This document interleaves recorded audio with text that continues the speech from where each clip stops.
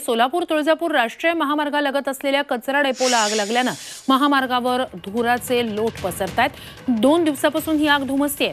जवळपास 150 पेक्षा अधिक अग्निबंबांनी आग विझवण्याचा प्रयत्न सुरू आहे, मात्र अद्यापही आग आटोक्यात आली नाहीये।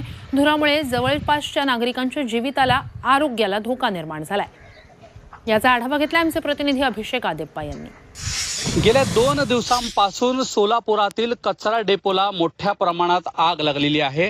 सोलापुरातील तुळजापूर रोडवरील भोगावचा हा कचरा डेपो आहे आणि शेकडो टन या ठिकाणी कचरा शहरातला आणून टाकला जातो आणि या कचऱ्याला अज्ञात कारणाने आग लागलेली आहे आणि आग ही इतकी मोठ्या प्रमाणात आहे, जवळपास 150 पेक्षा जास्त अग्निशामक दलाच्या गाड्या या आग विझवण्यासाठी प्रयत्न करतायत, मात्र अद्यापपर्यंत याला यश आलेलं नाही।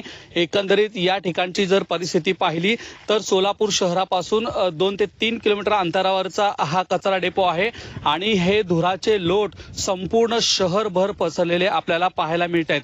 झी24 तासच्या माध्यमातून आम्ही हे दाखवत आहोत। एकंदरीत अग्निशामकच्या अधिकाऱ्यांना या संदर्भात माहिती विचारली असता एक मोठ्या पावसाची या ठिकाणी त्यांना अपेक्षा आहे, तेव्हाच ही परिस्थिती कुठंतर नियंत्रणात येईल असा अंदाज देखील व्यक्त करण्यात येत आहे। अग्निशामक दलाचे प्रयत्न जरी सुरू असले, आग जरी विझत असली, मात्र धुराचे लोट हे मोठ्या प्रमाणात पसरताना दिसून येत आहेत। अभिषेक आदेप्पा, झी मीडिया, सोलापूर।